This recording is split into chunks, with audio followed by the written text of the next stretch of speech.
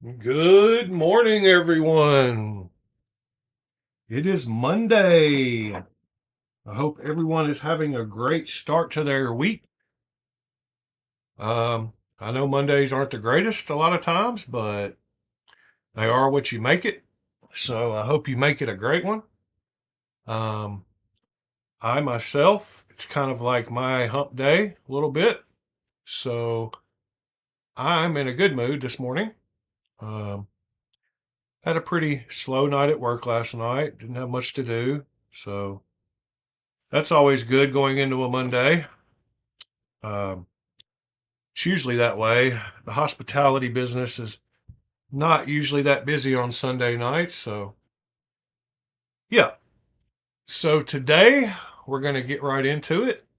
Um, we are going to talk about a few things. We're going to talk about how to tune your knives and how to make knives that aren't necessarily great for you, maybe more great for you. Um, I had a buddy on Reddit who has had an issue with buying some knives um, because he doesn't like when knives really like are drop shut. And I'm not sure. I might do a poll and ask people, but I think a lot of people like their knives to close really easily and smoothly. Um, I know there's a few designers who have talked openly about not liking that. So I guess there's people on both sides of that fence. Good morning, folks. Uh, Thanks for joining. So yeah, I don't know how most people fall, whether they like drop shut or whether they like a little bit of friction. But either way, I'm gonna show you this morning how to tune your knives. Yeah, I like guillotines myself. So we're gonna take a knife that is pretty much a guillotine, and we're gonna try to add some more pressure to it. But as I was talking about, my buddy on Reddit, he has specifically said he didn't like a few knives. And it made me think, well, those are great knives. Why doesn't he like them?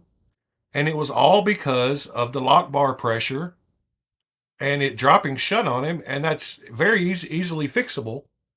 So we're going to go through how to fix one that's two drop shut and put more pressure on it. We're going to do the opposite. We're going to take one that's got too much pressure and take a little off. I'm going to tell you what to look out for. There's a few problems that can occur when you do this. And we're also going to take a look at a liner lock that is two drops shut, and we're going to try to adjust it also.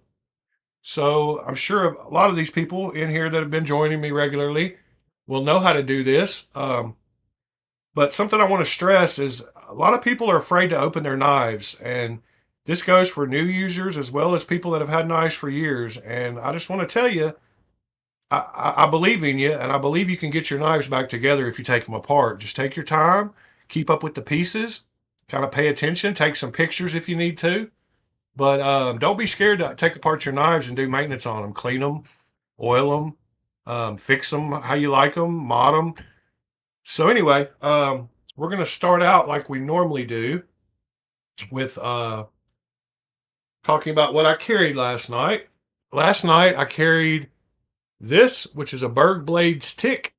And let me see. Let me get my camera. I'm trying to get this other little camera adjusted so people can see better. Let's see. All right.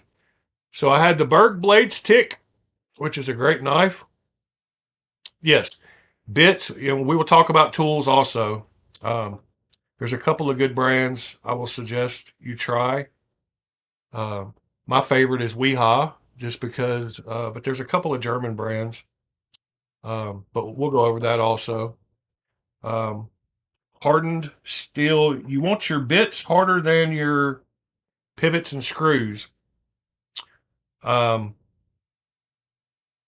and that's real important because, but then sometimes, you don't want to round out your screws either, but we'll go over all of it. Good morning, Tommy, by the way. So anyway, last night I carried the Berg Blades Tick. Uh, this is a great knife. This one is one that is not drop shut. You do have to shake it a little bit to get it to close. Um, I am not going to use this one as an example this morning because I kind of like it's about at that point where you can give it just enough and it'll close. Anyway, we're not going to mess with that one. But I carried that one last night in my front pocket. And then in my back pocket, I had this one, which is the Best Tech Supersonic. Uh, cool, cool design on this knife. It's a little different than a lot of knives. Um,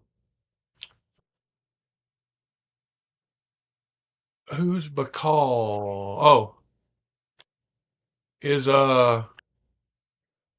okay. And Knives Are Live show up. Good morning. This one has about the perfect action for me. It's easy to open one hand and it doesn't take much at all to close it. So this is what we're going to be trying to get close to with my knives. Your mileage may vary, and that's why we're doing this video. Um, this one is nearly drop shut, but it just takes just a little bit of uh, action to get it to close. So anyway, those are the two that I carried. I also thought about something else that I had. I talked about a few videos back, and I noticed a lot of.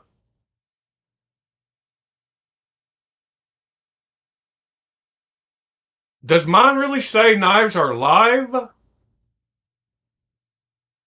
Did I do a typo? Where did I do that at? Because my logo there says life.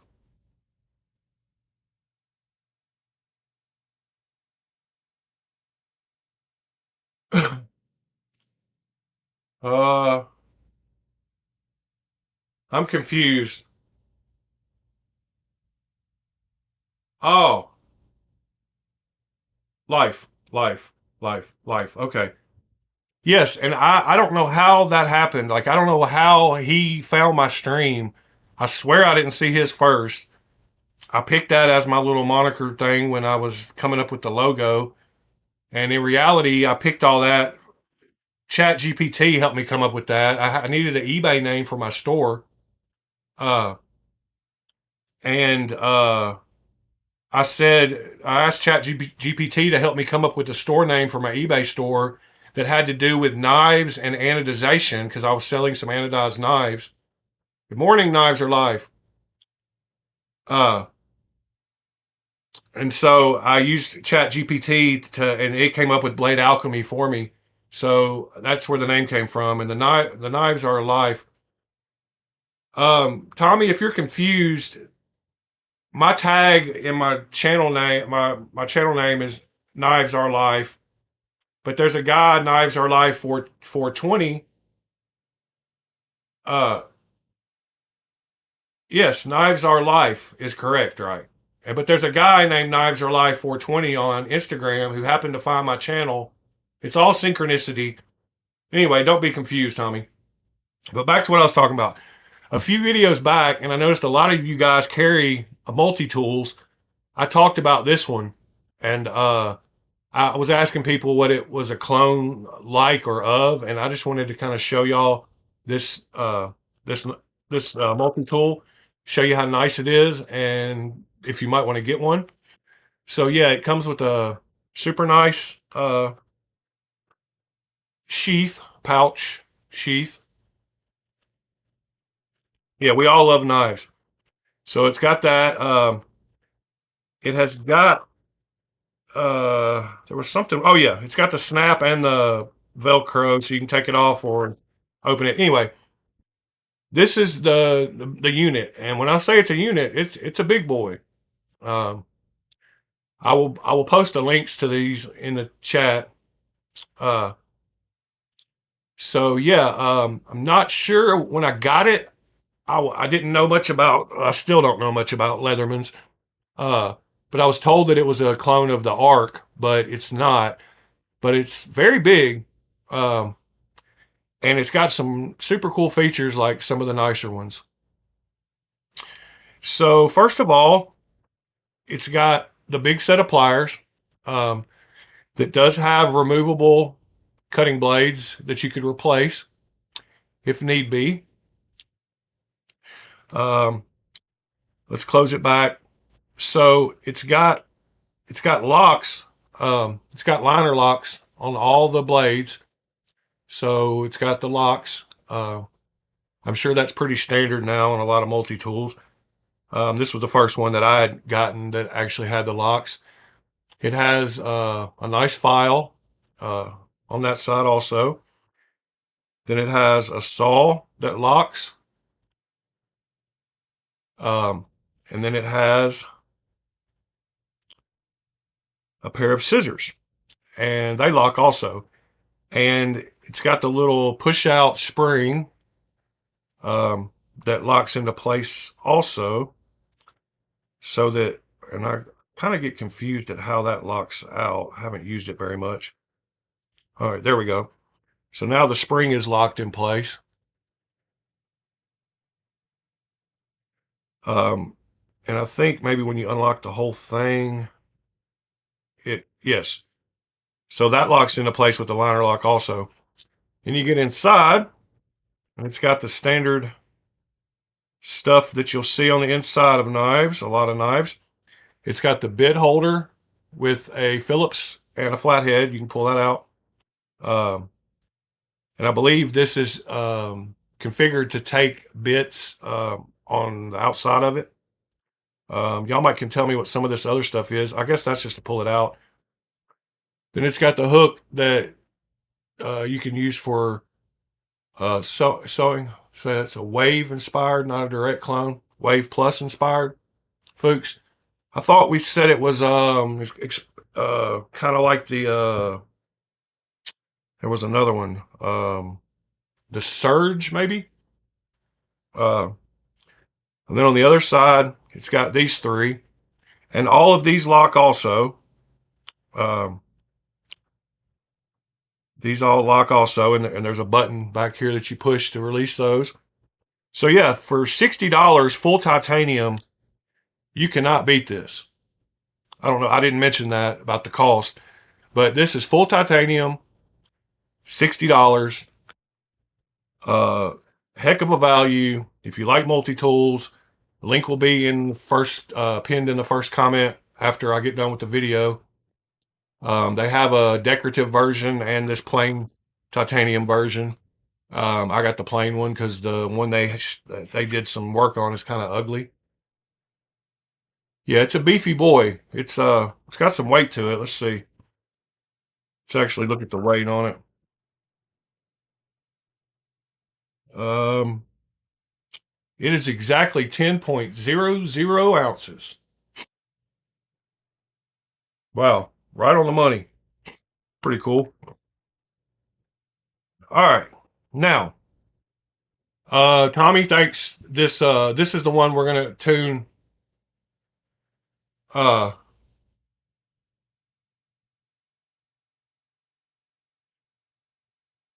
this is the stupid. This is both of these. These are both replicas, but these are the three knives we're gonna be working on today to tune. To learn how to tune your knives. We'll set these over here out of the way.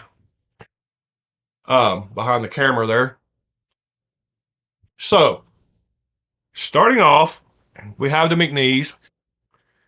And this one, the pivot is super tight, but yet it just falls like it's a guillotine to the point that it'll hurt you. Um, so my buddy on Reddit that had a problem with a bunch of knives because they were too loose. This is one of the manufacturers from China that he has a problem with. Speaking of China, this is a replica knife. So I've noticed with a lot of Chinese manufacturers, they really love to drop shut and they refuse to put washers in knives. So even knives that are supposed to come with washers, they figure out a way to put bearings in them. They cut out a channel in the blade, they do something, but they want bearings. They want smooth drop shut. Uh, so that's a big problem with a lot of knives you buy out of China if you don't like that in knives.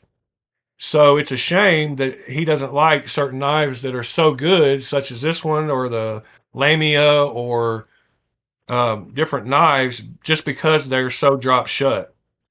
and I'm going to show you how to fix that. So talking about, let me tighten that pivot just a little bit. That pivot was a little loose. It's not, but it's still, oh yeah, yeah, it's definitely a good one. Anyway, um, there's another video alive where I did take apart, showing you how to take apart all kinds of knives and put them back together. So if you need reference to that, you can go back a video, but tools are very important. I talked about it on that video. Weehaw is the brand I suggest you get because they're inexpensive but yet quality. And you can buy, they have these bigger drivers that you can get your hand on and get some torque. And they also have little smaller ones. And then they also sell bits, packs of 10 of the bits. And so I buy T6s and T8s in their packs of 10. There's actually some eBay ones in here too that are garbage. But I've got 2 packs of 10 T6 and T8. And I like these little drivers. So I keep one loaded with the T8 and one loaded with the T6. And that they're colors, so I know how to grab them real quick. But these both have Weehaw bits in them also. Um, but yes, so bits are important. T6 and T8 are the two you're going to use most of the time. So let's just get into it. So the one thing, adding pressure to a frame lock knife is a lot easier than removing pressure, simply due to you don't have to remove the lock bar insert. And once I get it open, I'll explain that. But to add pressure, all we're wanting to do is bend this lock bar in a little bit to put more pressure on the blade as it's closing. So as you can see, it just drops shut with zero effort. And let's get into it. So on this knife, hold on. I haven't taken this one apart, I don't think, but it's got T8 hardware everywhere, which is what I prefer on my knives. I usually start on the show side because if it's possible and you can remove this side of the pivot, it's the easiest way to take apart a knife. It looks like it is on this one. So that knife is apart. Don't be scared. There is a stop pin here that you can lose. And there are some standoffs. We don't have to remove those to tune this knife. We don't have to remove anything really to tune this knife. Adding pressure, like I said, is a lot easier, and it's actually super easy. Another thing I've showed before about these bearings is one side is kind of open and has a ridge, and the other side is flat. And I like to have them the same, both the same on the knife. I just noticed that when I took this one off, this one wasn't the way that I would prefer it, and I will explain that in a minute when we put it back together. It's good just to take all the little parts out, including that stop pin I was talking about, just because when you start turning this over and flipping it around, you might lose stuff. The oil will hold this washer in place normally, so I don't usually worry about it.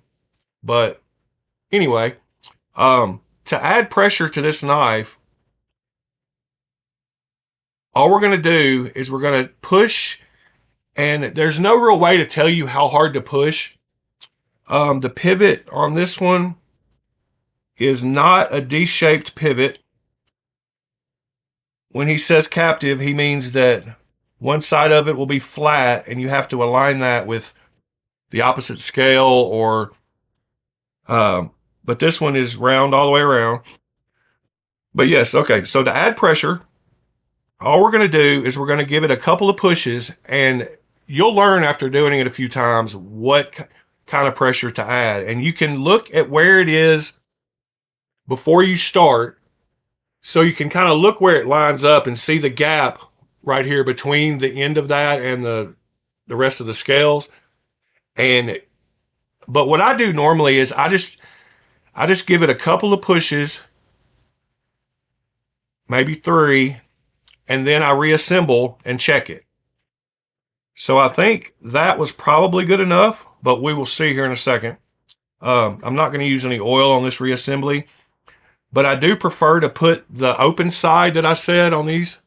There's a flat side and an open side. I prefer to put the open side towards the blade. So we're just going to reassemble really quick. It doesn't take long at all to add pressure. Removing pressure takes a little longer, and we will get into that on the next one on the Chavez. Stop pins can be a pain sometimes. It helps if you get the blade out of the way. All right, we got the stop pin back in. We're going to put that back in. We're going to put that open side towards the blade again. We're going to grab our scales. We're going to line everything back up. I usually start by putting the pivot back in first, which is the order I took it out in. I'm going to go ahead and tighten this one up pretty good. This one actually has pretty good locating on these back spacers, the barrel spacers. We'll put the back 2 screws in. Hope everybody can see what I'm doing.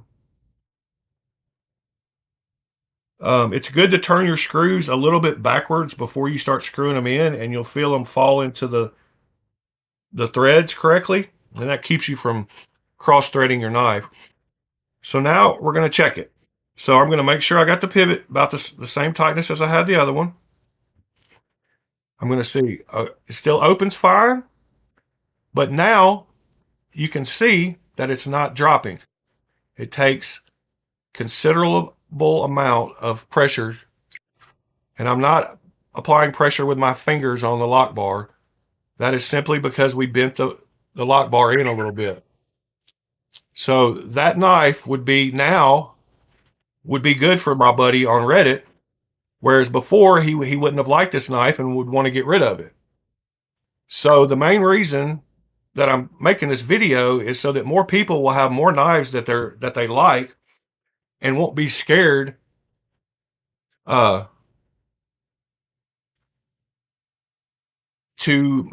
work on their knives and make their knives like they want them. Yes, and the more this the detent ball goes across the blade and makes a little channel in the blade, the looser it'll get, and but you can always retighten it if you need to, or you can take out or add less.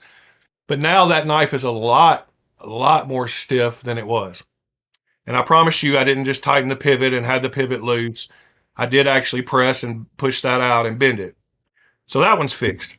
On to the next one. This one is not like I like them. In fact, the lockup on this one goes almost over to like 70 to 80%. I don't know if you can see that. But this one has a lot of pressure on the lock bar. Excuse the finger marks all over my knives. I didn't wipe these off beforehand. The 4 outer tools are like the arc, Aaron. That's cool. Thank you.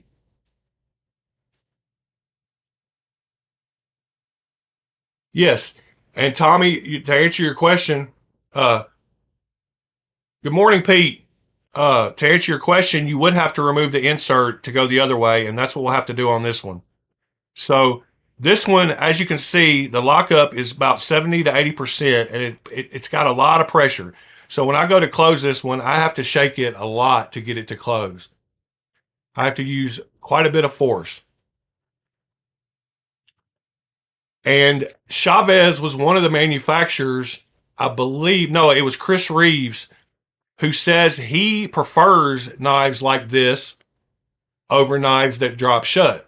So he's a prime example of people that like their knives stiff like this instead of drop shut. I prefer drop shut. I prefer that balance to where you don't have to give it much. It's real easy to open. This one, since it's only with the flipper tab, you don't notice how tight this lock is, because once you break that detent, it's pretty much going to open. But this one would be hard if it had a thumb stud, with the amount of pressure that this one has. So let's get into this one the same way we got into the last one. Oh, and this is, if you're not familiar, this knife will have a feature that some knives don't have. This is the kickstop version. So that flipper tab did not come out the other side. If you ever see kickstop and you don't know what that means, it means that it does have a flipper tab, but the flipper tab does not come around here to the other side. And once we take it apart, you'll see how that works.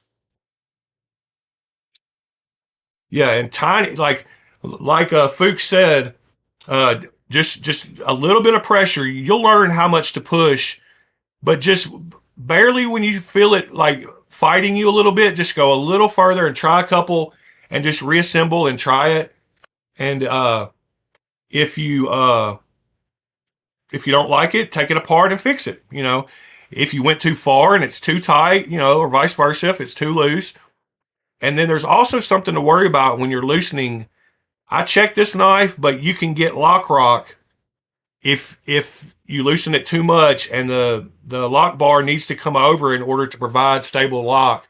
I checked this one. I pushed it in and it still gets no lock rock. So this one will be fine once we fix it. Uh, but yeah, this one will have a cool thing that some people haven't seen before. I'm sure a lot of you have. It has that kick stop. So we're going to take out, I took the pivot out on that one first. Normally I usually take the two body screws out first. Um, it's just a matter of preference, but, and these screws go all the way through and screw into the other side of the scales. So they're a little different than the last knife. The back spacer, these go all the way through the back spacer and screw into the other side of the scales are threaded. The pressure from the lock bar, there was so much, I could just felt it spring open. We're going to take that pivot out, and it just gave up the ghost. It just came open pretty quickly. Now, keep your parts, like I said, keep your parts sorted. And this is the kickstop. And this is the little piece that pivots out of the way.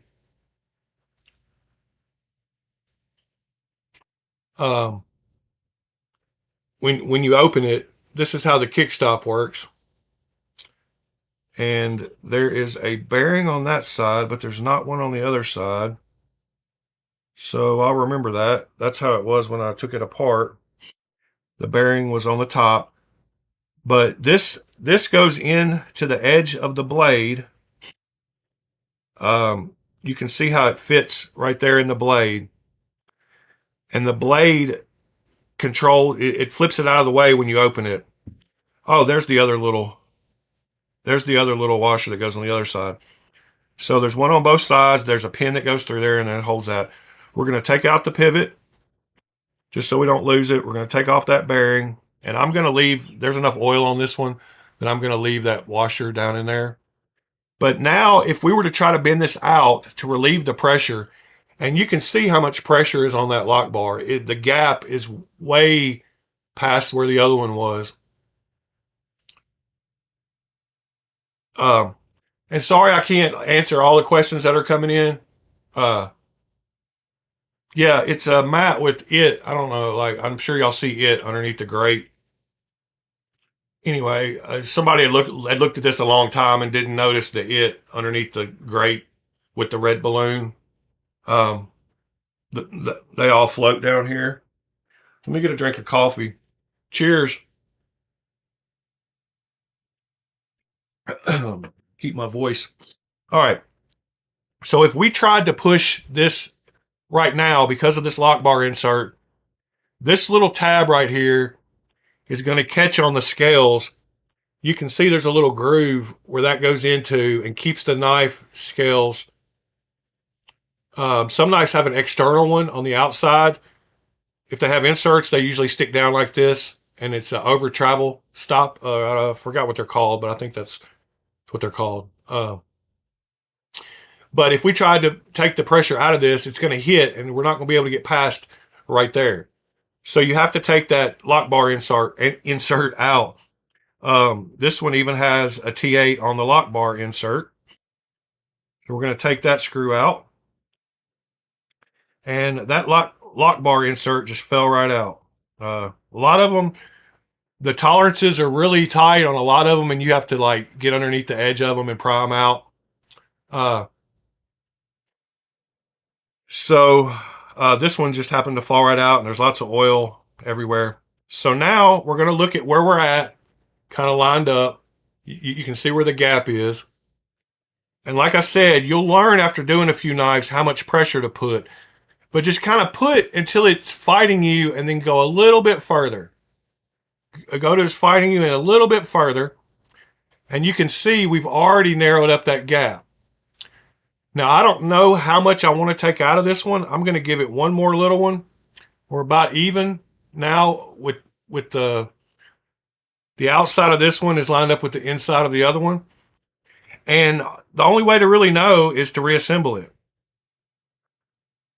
So there's been times where I've taken a knife apart, 4 or 5 times before I got it exactly like I wanted it.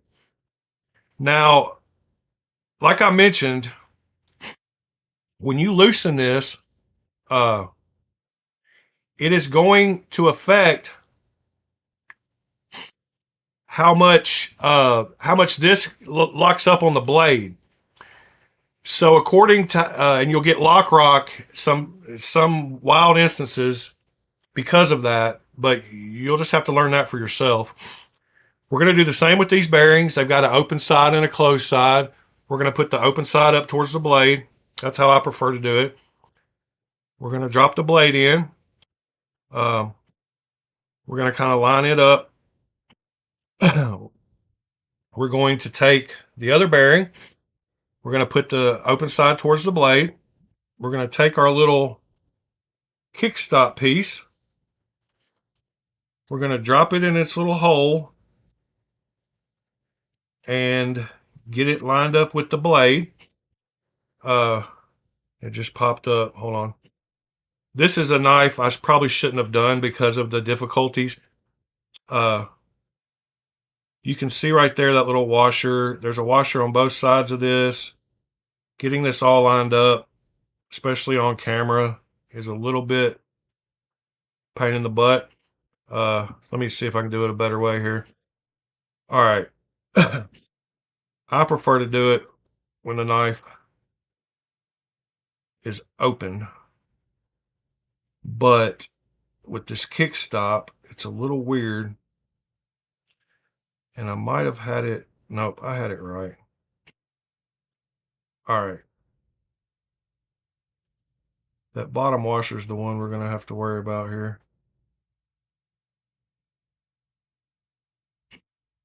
Whoop. Give me a second.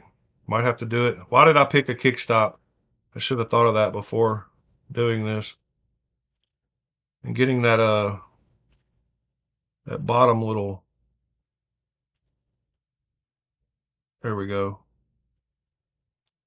I think I've about got it. Get that in there.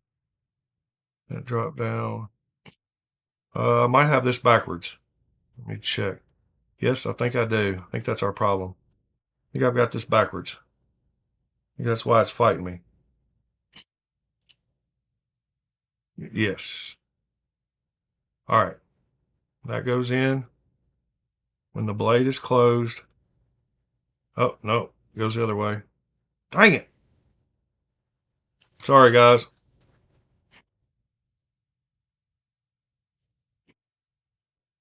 There we go.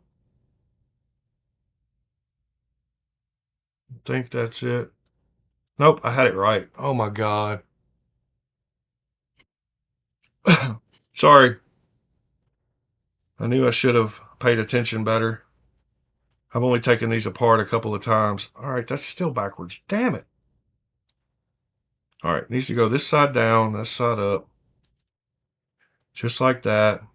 All right, now we got it finally. Hold everything, press that up, get that in there.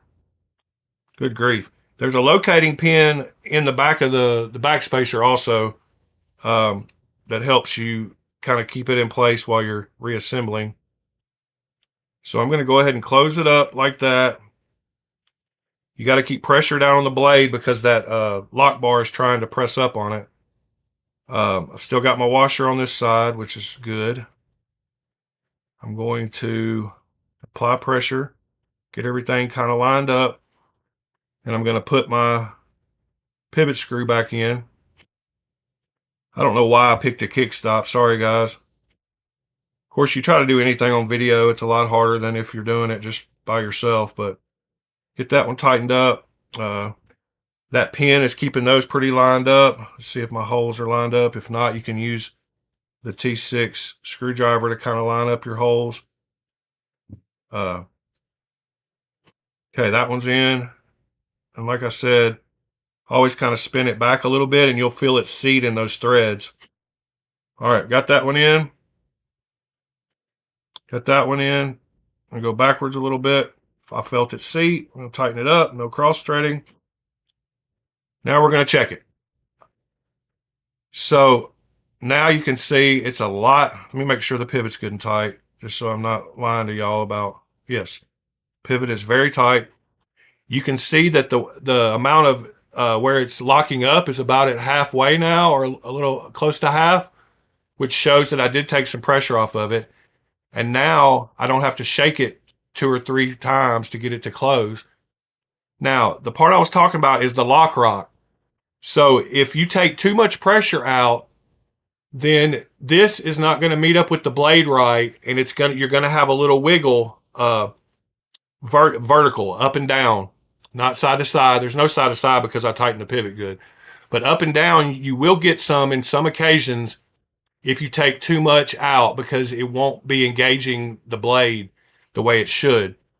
I checked this one earlier by holding this lock bar out a little bit and seeing if the blade wiggled, and it doesn't, even if I take it all the way out to the edge. So this one could even be looser. But as it is right now, I don't know if you can tell, but you ought to be able to tell that it's a lot smoother than it was. So I'm not having to shake it nearly as much as I was before I fixed that detent. It's almost about perfect for how I like my knives. I don't want them to cut me as they're dropping, but I don't want them to take much force. So now that one's tuned. And like I said, sorry about the kickstop deal. I've only taken those apart a handful of times. So now this one, this side of the pivot was not turning easily, so I'm guessing that this is the part that comes off. So we'll have to disassemble this liner lock.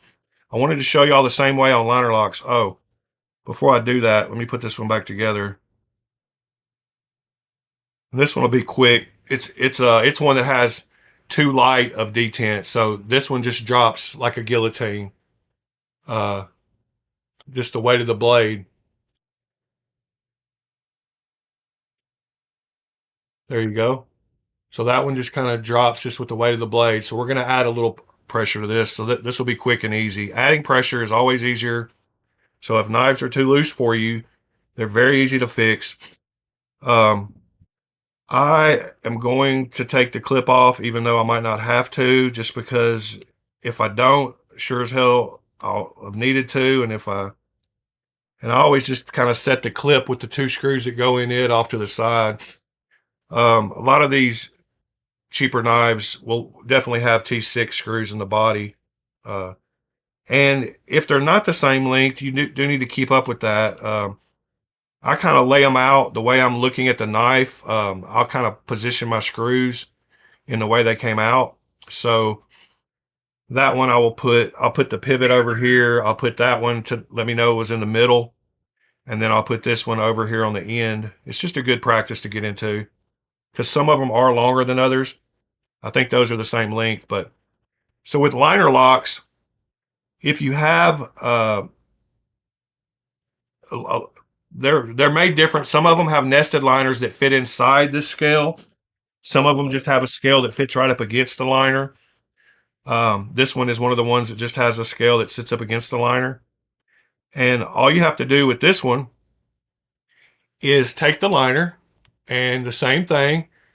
It's same kind of lock idea, except that it's just a liner, and you can see where it's sitting right now. These take a lot less pressure than titanium, but I just give them a couple, 2 or 3 little flexes. I don't, like I said, you'll learn how much force to put. So I put a little bit in it. I'm not even going to check these bearings or anything. I'm just going to reassemble this one. This one does have a captive pivot. So this is a good time to talk about this. So this pivot has a D shape to it. It has a flat side. I don't know if y'all can see that, but the side that's down, facing down now, is flat. And in this side of the liners, there's the bottom of that hole is flat. I don't know if you can tell. Hopefully you can. If the blue shows it, the bottom of that hole is flat also. So when reassembling, you kind of need to line those up before you try to press this on there, which makes it a little more difficult, but it's not hard. And you can rotate the liner a little bit as you're putting it back on to get it to line up. And of course, nothing will work right when I'm on camera. But you can get it on that D and then rotate it a little bit on that D. That's what she said. There we go. I got the D lined up with the pivot, and I got my back two things to kind of click in place, and just keep some pressure on there. Slide that scale over. You won't have any issues. Once again, we're going to put the pivot screw back in first.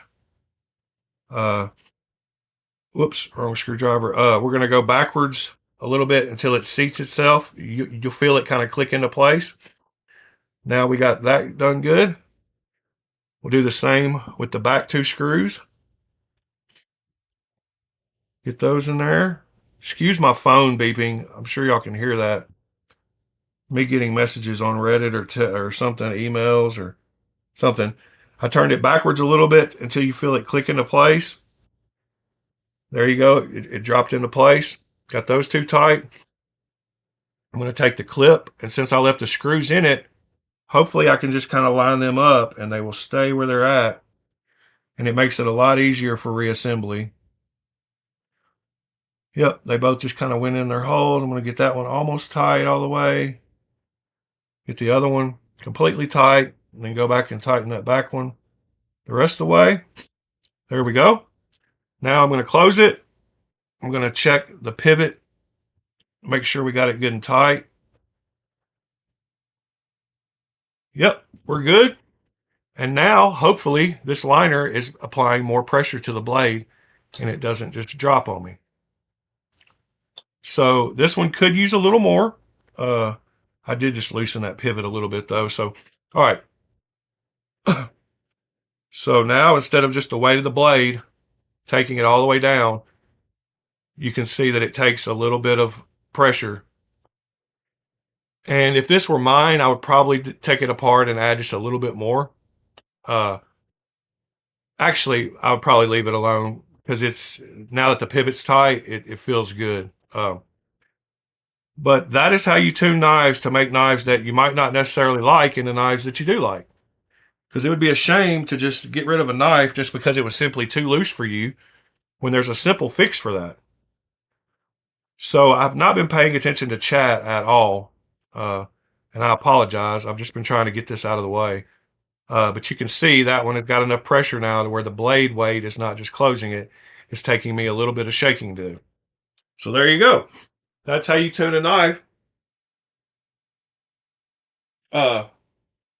Yes, with all this stuff, if it's your first time taking it apart, or if you're going to take it apart, of course, clean your knives and re-oil them and all that. I was just trying to go through the basics. I've got oil sitting right here, and if I were doing this, I believe I've taken this apart, and that's why it had some oil in it already. And these don't get used, so they don't have any need to be cleaned, really.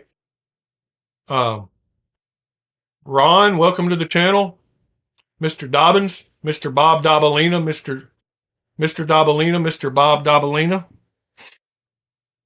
If you get that reference, you're a true head. Hopefully, Knives Are Life got that reference. Mr. Bobalina, Mr. Bob Dabalina, Mr. Dabalina, Mr. Dobbins. All right, so next, I thought we would look at a few. Well, let me just talk to y'all for a minute. Was that okay? Yes, if it was your first time, you would definitely want to do that. Uh, how's it going, Pete? Oh, you probably weren't talking to me. You were probably talking to Knives Are Life. Oh, yeah, you definitely weren't talking to me because I'm not Knives Are Life. I'm Blade Alchemy. Duh.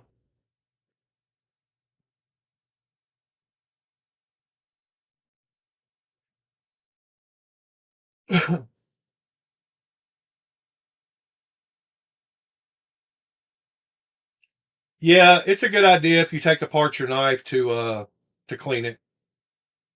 But like I said, I've got 600 plus knives, so none of them get very much pocket time at any one time. And I'm a I'm a light knife user like most of us. Well, I can only speak for myself, but I'm not out in dirty environments much. But I do like keeping my knives clean. Yeah, these were the two that I carried last night: the Berg Blades Tick and the Bestech Supersonic. Yes, the Vero Mini. Yeah, Tommy, I said 600 plus. I'm stupid like that.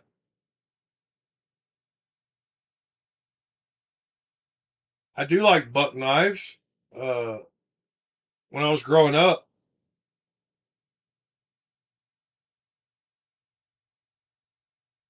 bucks were one of bucks and Kershaws and Gerbers were some of the best knives.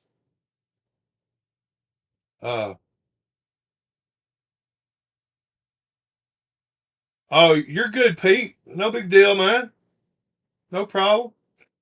The next thing I wanted to do was to go over some new knives that I noticed dropped recently. He just said he picked up the Vero Mini Isotope.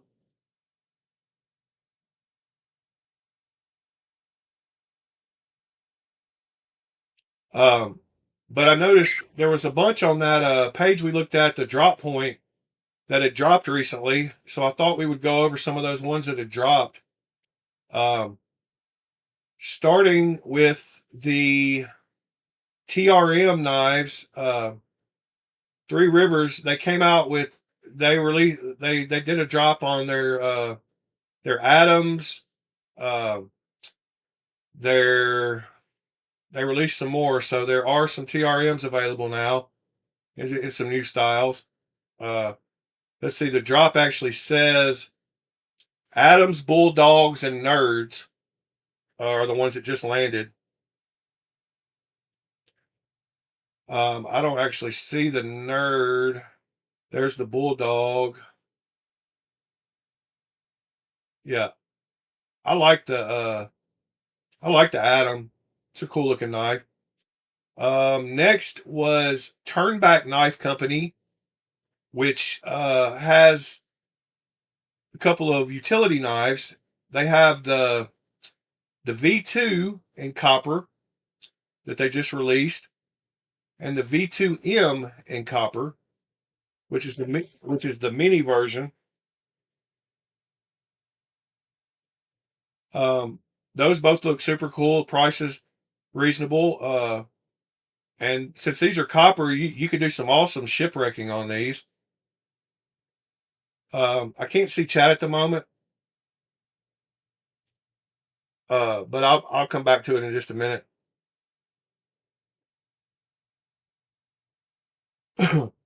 Next is C. Reisner, which is the actual name for the other company, traditionalpocketknives.com. C. Reisner. The Kentucky Holler Jack just became available not long ago. Some new versions of it. And I believe there's a stag and a yellow smooth bone and abalone. The abalone and the red looks like they're sold out already. Um, but the yellow smooth bone and the stag bone handles are both available. They're 120 and 110.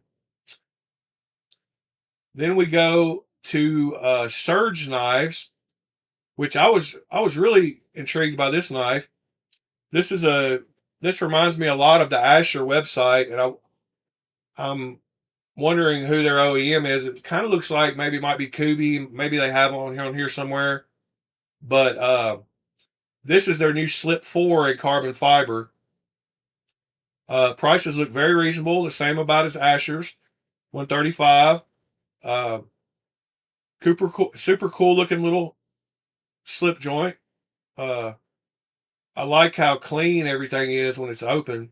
Uh, I like the stone washed finish, of course, on everything, the clip, the blade. I just think that's a cool little knife, reasonable price. Be another one you can check out. Uh, Next is the Arcane Designs monochrome plexus. And this was a new one for me. I hadn't seen this knife. The handle reminds me a little bit of the Arius, uh, with a little bit of modern futuristic look to it. I'm not sure what I think about the blade cutout. What do y'all think about the middle of that blade there? Um,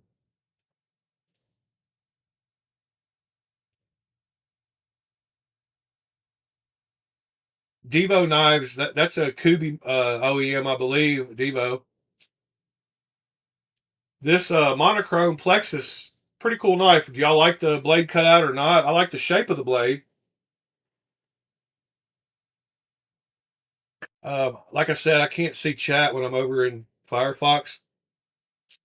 This one is still in stock. The Arcane X Blade Binge is very dope. Let's see if we're.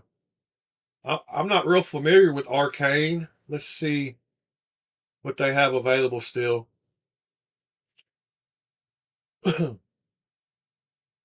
um, Automation,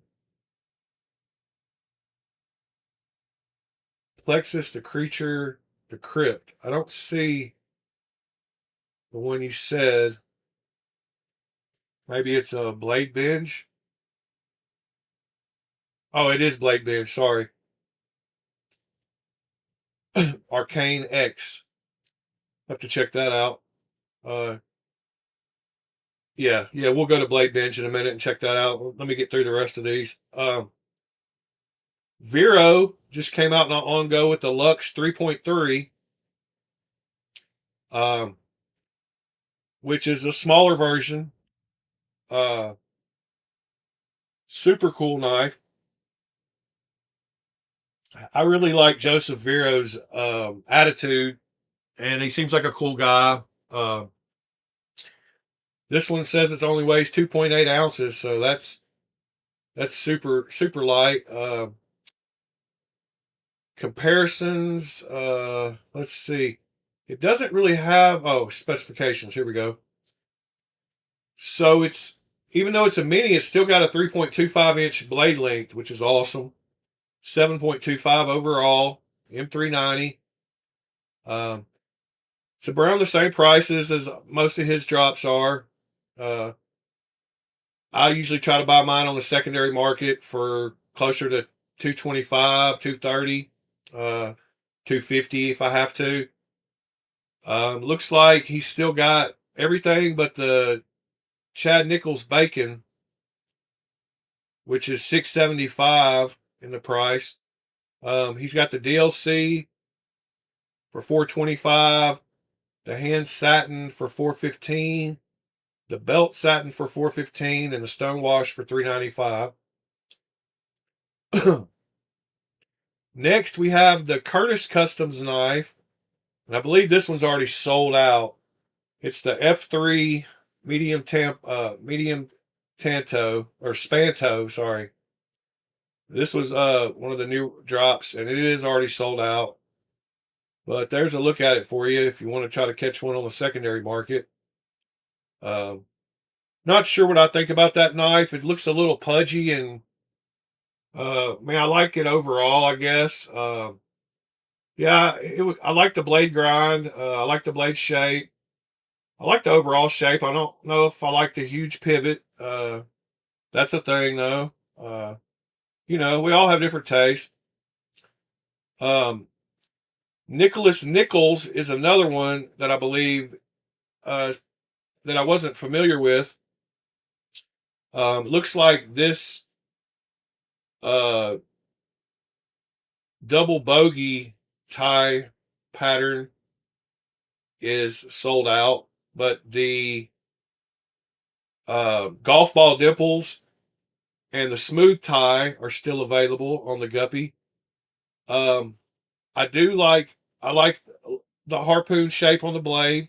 Uh, I like that one a lot actually.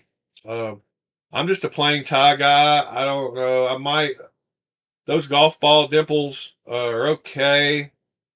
Come on, go back. Why are you not showing me the right page? Why are you not going back? Well, that's stupid. Maybe yeah, that's weird. Uh, there's the regular one. Here's the golf ball one. Why are my links not working? Weird. Firefox might have crashed. All right. So this next one was somebody I have to represent. It's Simeon Custom Knives, and it's the Hobbit button lock. And some people don't like button locks, and he spelled it wrong on his site. But that one, he hand makes his knives in West Tennessee, which is probably near the Memphis area. I don't like per se this knife, but I do like the fact that he's in my state and that he hand makes them all in his shop, which is uh, which you can tell by the price of some of his knives. He had a pre-order for those, and I'm not sure when that was done. I like the fact I like some of these knives. I'm not sure what I think about the CNC milling on the blades. I've got a few knives like that. I would probably prefer to get one that didn't have it. Looks like most all of his do. So that's a thing. Uh, Now there's one, the Prodigy. Let's see, the Prodigy does that have? Yep, still got the same. I think this Yeti right here, nope, it's got the same blade. So yeah, it looks like he likes doing milling on his blades. Does he have? Maybe you can buy them with and without. Yeah, that one's just got a hand rubbed satin finish. Maybe it's got some bevels. But anyway, another company for y'all to check out, support Tennessee, Simeon Custom Knives. And then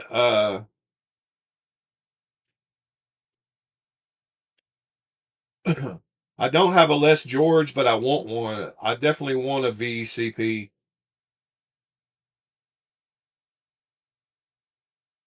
Uh, and let's see, last on the list. Oh, not last, but Koenig released some more mini Ariuses on Urban EDC. Um, they're probably already sold out, I'm guessing. They were 705. Uh, it doesn't say they're sold out, but or maybe they just haven't dropped yet, or maybe they're coming soon. Arrived too early. Okay, Wednesday at 12. You can get on Urban EDC. You get a mini Arius if you want one. Uh, Looks like this version is just the tie. It's another website that I hate, Urban EDC's website, but it looks like they have bronze hardware with burnished M39 burnished scales an M390 blade steel. Sorry, couldn't talk there for a minute. And then last but not least is one I believe might be sold out also. It's the HMC Knives Transient 3.2. And it looks like, yes, they are sold out. I love the blade grind on this one. Uh, I like this overall knife. Pretty cool knife. I didn't look at the specs of it, so I might ought to do that before I say I like it. Uh, but I like the blade grind. Let's see. 154s. Let's see what size chart. Now, why does the size chart say out of stock? You can't know how big it is until they're pretty pricey though. So probably wouldn't be a knife I'd be getting anytime soon. I'd have to save up for it and do without a couple of knives. But that all came from that drop point site that I said y'all need to sign up for to get the emails of the recent upcoming drops, and there were some fixed blade drops also. Um, since that one goes to Blade Binge, let's look up that Arcane X while we're here.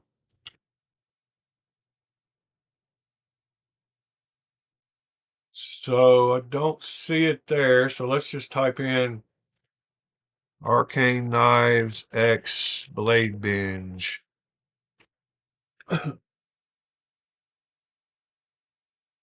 um, Maybe this is it on their Instagram. There you go. I'm guessing that's it.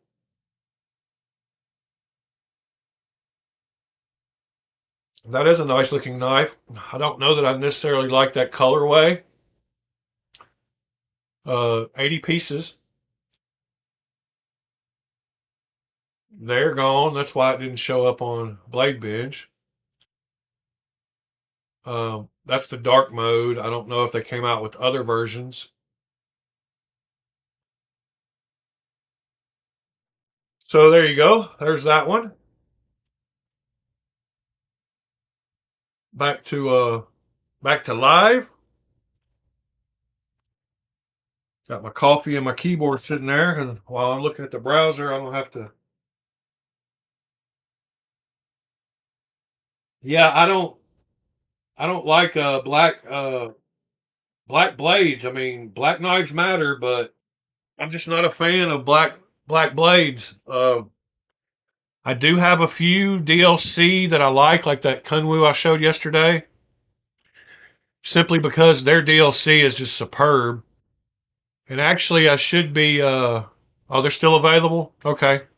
Well, see, not everybody likes that colorway either, because evidently, let's go back and see if. Oh, it is the plexus.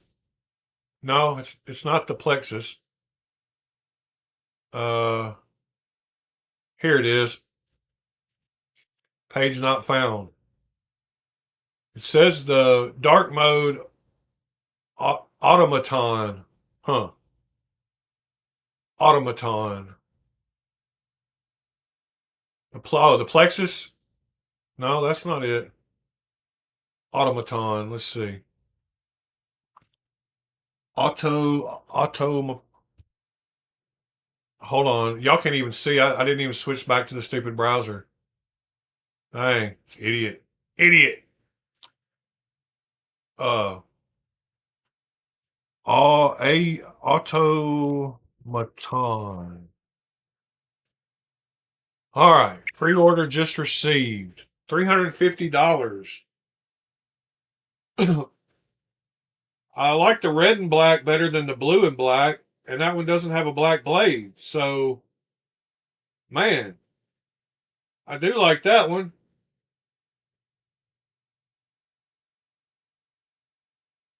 Yeah, that's a cool knife. How long is the blade on it? 3.5. It's about perfect. 4.3 ounces. S90V. Yeah. Never carried cut. Just opened. I wonder what the price was originally. Is he making a bunch? Ron Dobbins? Yes.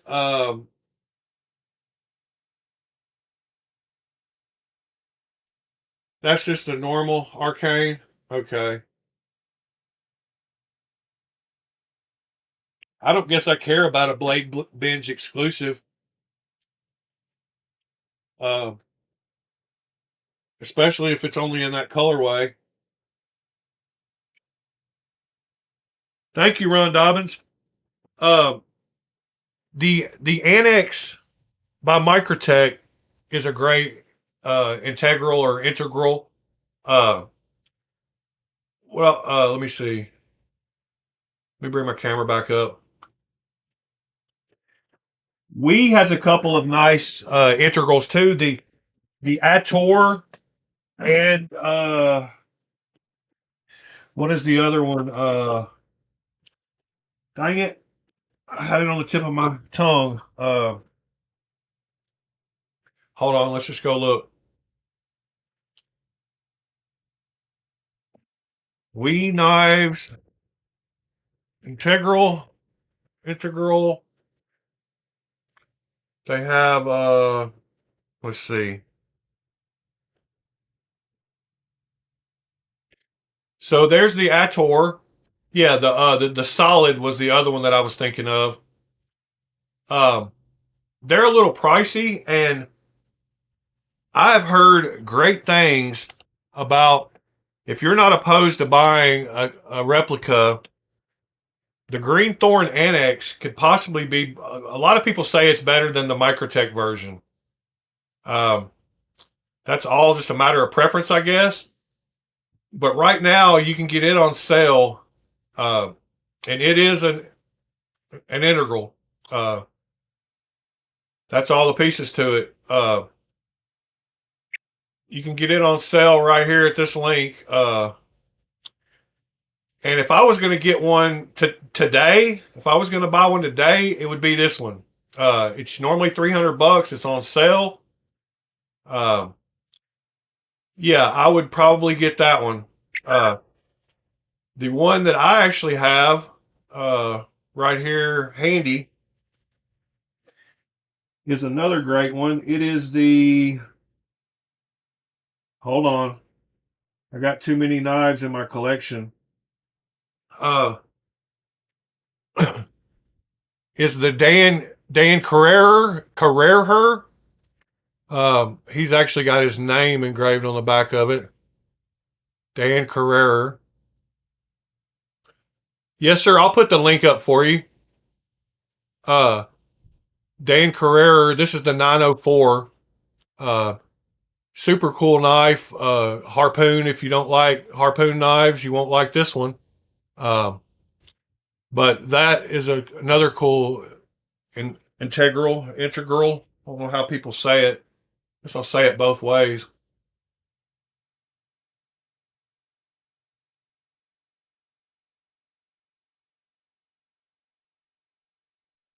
So the link. Let's see.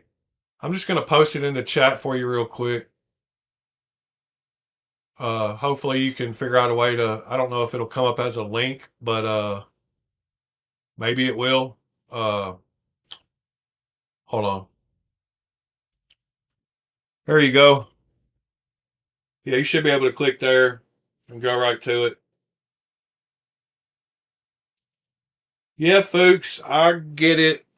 I say too many knives all the time. I guess I'm getting to that point where I need to sell some. This is another one that's pretty much dropped shut. The weight of the blade just closes it. I have not attempted to take that one apart just because. Oh, and you better hope one thing with integrals is the whole lesson that we learned earlier with these three knives do not apply to integrals because you're pretty much stuck with the. Well, you can add more pressure, but you can't take much out because you can't take it apart.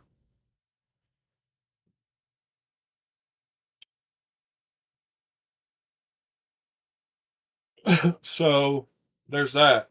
Um, what else we're going to talk about today?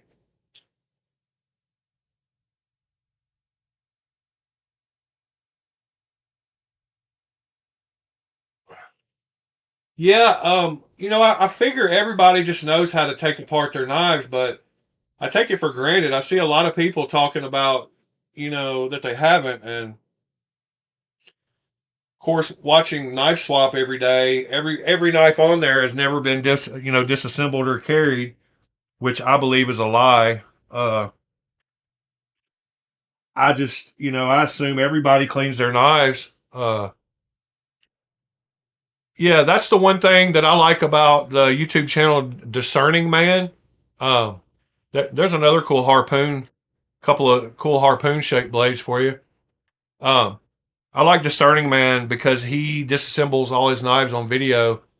Uh, let's what does he say? Let's check them out and check them in. Is that what he says? This one has the perfect detent for me. And this knife has one of the best sounds of any knife opening. It's got the most satisfying thwack. I don't know if you can hear that, but the J Cape, something obscene, is a sick knife. Uh, Sick blade grind, sick harpoon shape, perfect jimping. This is the mini J Cape. Um, couple of cool knives I just thought about when I had my case open here, looking for that Dan Carrera. So yeah, appreciate y'all being here this morning. I hope if you didn't know how to adjust your knives that now you do. It's not very hard, and it would be a shame if you got rid of a knife just because of how light the drop was on it when you can fix that. Um, if the knife's super comfortable to you and feels good in your hand, figure out a way to fix it and make it like you like it. Uh, that one has a lot. That one was just dropped shut. Now it has good pressure. I think my buddy on Reddit would like that one now.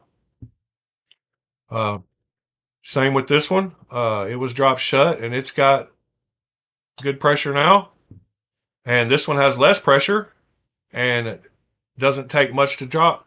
So that one's doing good too. I appreciate y'all being here with me on this Monday morning. Hope y'all have a great week. Uh, I'm going to get off here and I'm going to shoot a few unboxing videos before I go to bed. Uh, I have been doing less unboxings because of these live videos, and I just need to get in a habit to just do one or two right after I get done with the lives and get them over with. Because I'm backed up with about 7 or 8 knives, and I'm getting 3 more super cool. Two tomorrow. I'm getting a couple today, and like 3 tomorrow. And two of the ones I'm getting tomorrow, I really want to show you guys. I'm really excited about them. They are different, and they won't be for everyone, but they will be cool to see. And I'll just say that I'm a big guy with big hands who likes big knives, and they fit in that category. Um, they were just released not long ago. I bought a couple of knives from Discerning Man's Purge sale. I dealt with him on his Purge sale. Bought a couple of knives from him. I think he's a great guy. Uh, Oh no, it's great shipping it from China. I don't know when those tariffs go in effect, but I think there's going to be like a 10% tariff on China stuff. Good old Trump, and I don't know when those go in effect, but you don't have to worry about shipping from AliExpress. And AliExpress has a great return and refund policy. If anything goes wrong, you'll get your money back. And I always use PayPal anyway when I use AliExpress. So you got the double guarantee with PayPal. Um, but I guess that's about it today, guys. I appreciate you being here. Hit that thumbs up for me if you can. I cut my thumb in half on a table saw when I was 17. So look at the difference between that my right thumb and my left thumb. I don't ever complain about it, but you can see where the table saw just went right through. It butterflied my finger. It was like it flapped open. Uh, Flapped open. So when I say give me a thumbs up, it's an extra special thumb. Still works, and I still have it. I've never complained about it because at least I have it. We have one of the greatest hospitals here in Nashville, Vanderbilt. Uh, they did a wonderful job of giving me a thumb back. But yes, my mother actually said to me, I was 17 when this happened. She said she has never once in my whole entire life heard me complain about it. Um, I'm just happy to have a thumb on my main right hand. How unfortunate would that be if I didn't? So I got lucky. Um, Mr. Knives or Life, sir. Uh, I appreciate it. No, actually, the nerve endings and stuff, the cold doesn't bother it. The only thing is the fingernail won't grow together. So I have this little part that's separate than the rest of it. It won't actually combine, and so that part gets when it gets long, it'll catch sometimes, and it'll start tearing up between there, and that kind of hurts. But otherwise, it's pretty good. I mean, it looks gross. I'm sure y'all hate it, but whatever. Uh, Bob, have a great day, sir. You inspired me to put some good hip hop on my shorts last night on YouTube. Uh, I thought you might like some of the ones I picked. I picked Little Brother. I think I picked some Wu Tang, maybe some Method Man, maybe some a Ninth Wonder instrumental. But yeah, that was all due to you make inspiring me. Uh, I was making a baseball card case. I'll tell you a quick story of how I lost it or how I cut it. I was using a table saw. I had the guide set up next to the blade, and I was trying to cut a groove in a little board to make a plexiglass fronted baseball card case back when I was collecting baseball cards. And I was cutting the groove out of the trim pieces to slide the plexiglass into. And my stupid young self didn't realize how table saws work, I guess, completely at that age. And so I had cut and was getting my groove perfect on the board, but I was like, oh, I need to do the rest of it. So I took the board and reached across on the other side of the blade and was going to cut the groove coming back this way. So as soon as it grabbed that board, of course, knowing now, it grabbed the board and yanked my finger right across the blade and shot the piece of wood like 30 feet behind me and just yanked my thumb right across the blade. Yeah, I've got a router table. I built a cool jig for my uh I looked at some videos and saw some good custom router tables. Got one of those. So yeah, it jerked the board right across. But I was young. I was stupid. I was, I don't have a saw stop. No, I just learned early in life how to respect tools, and ever since then, I've got some nice push blocks. I made my own custom push blocks. I'm an old man now, so that was a lesson I learned a long, long time ago. Yeah, I could have caught this inside artery right here and bled out. Uh, I got super lucky. The baseball card case, I finished it when I got back, and it turned out great. And I took it to a baseball card show and set it up on my table and sold some cards back then. Uh, Josh, good morning. Uh,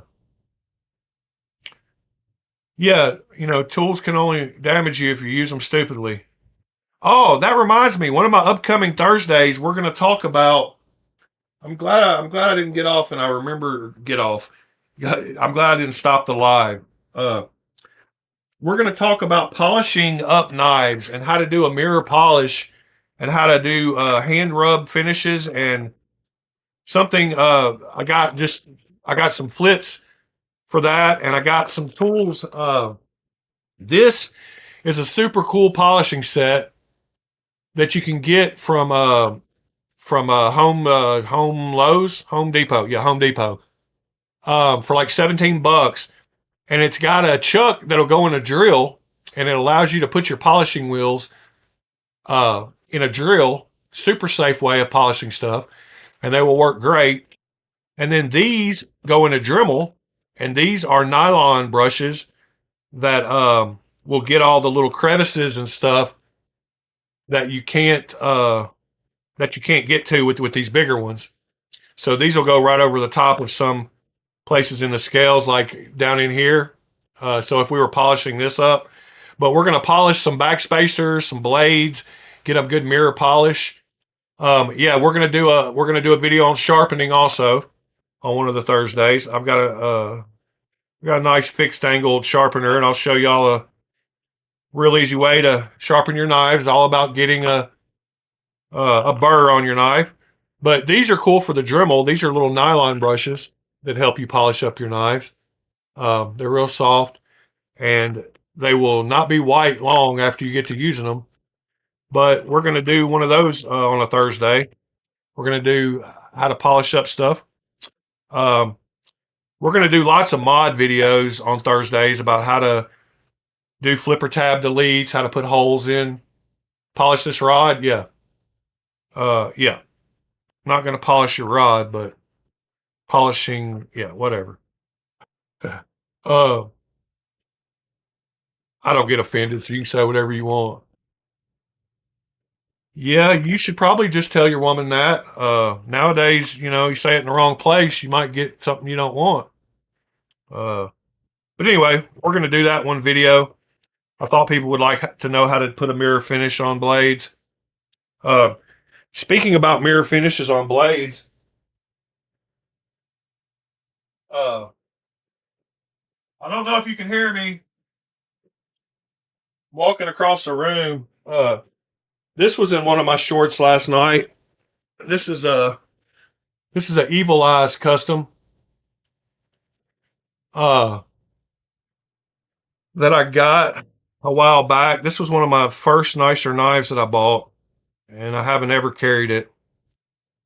But it is a Evil Eyes with Damascus inlay on the pivot surround and the inlay here.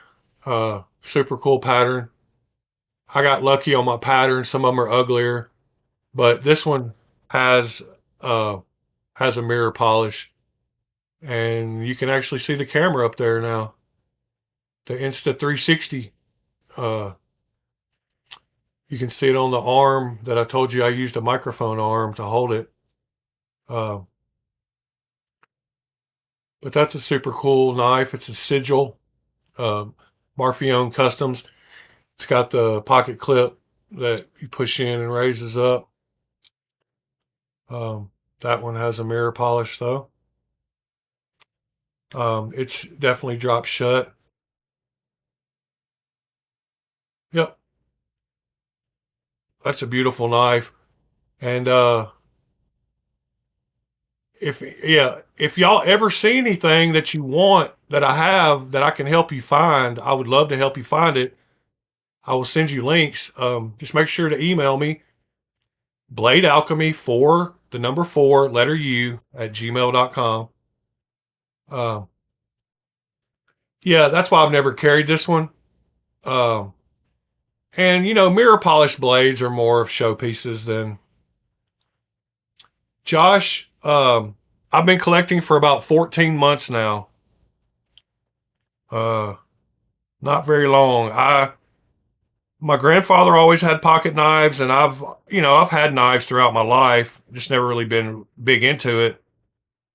Um, and I've said this before on my streams, but my grandfather, when you used to ask him if he had a knife on him, or if somebody would ask him if he had a knife, he'd say, I got my pants on, don't I? So down here in the South, knives, pretty much tools that older gentlemen had all the time. Uh, the Dan Carrere, you can't buy those new. You have to buy them. I got mine off Love Them Knives LTK site, but they come up on Blade Binge. You can find them in Knife Swap. See you around, folks. Uh, But let's see real quick. Let's go back to Firefox and see if I can help you find one. Let's see. Let me get, let's see, Dan Pereira 904 integral. So I don't think he sells them on his site right now, but I'm totally wrong. You can buy them right for him for what I paid for mine. So I got the satin one. Um, there it is for $350.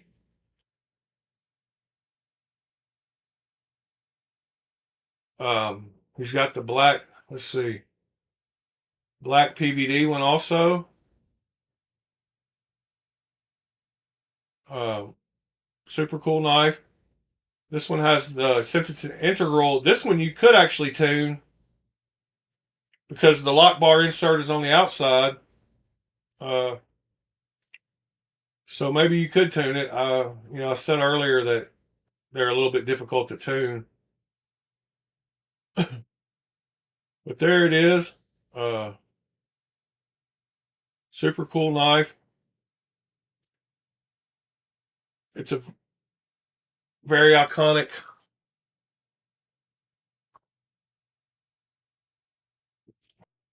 Well, thank you, Josh. Yeah, I kind of went hard into it. Uh, got quite a few nice knives now. I'm just appreciative. All right, guys. I promise this time I'm really getting off of the stream. I'm stopping the live. I got to quit saying I'm getting off. Jesus. I'm going to stop the stream. I appreciate y'all being here.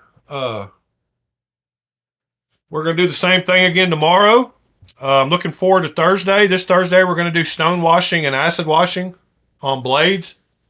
We will talk about possibly how to do that on scales also. I'm sure I'll talk about it. A little more difficult with titanium scales, but not impossible. Just have to have the right chemicals. For blade steel, you just need ferric chloride. That's all you need. And some rocks from your driveway, a little bit of water, and some WD-40, and a Gatorade bottle, and you can do stone washing. I've got a vibratory tumbler now that helps speed up that process, but if you got some patience and some time and want to shake a Gatorade bottle for 15, 20, 30 minutes, you can do your own. I thought the video after that, since you're going to need to resharpen your knives after you do stone washing on your blade, we'll do the sharpening video the Thursday after that.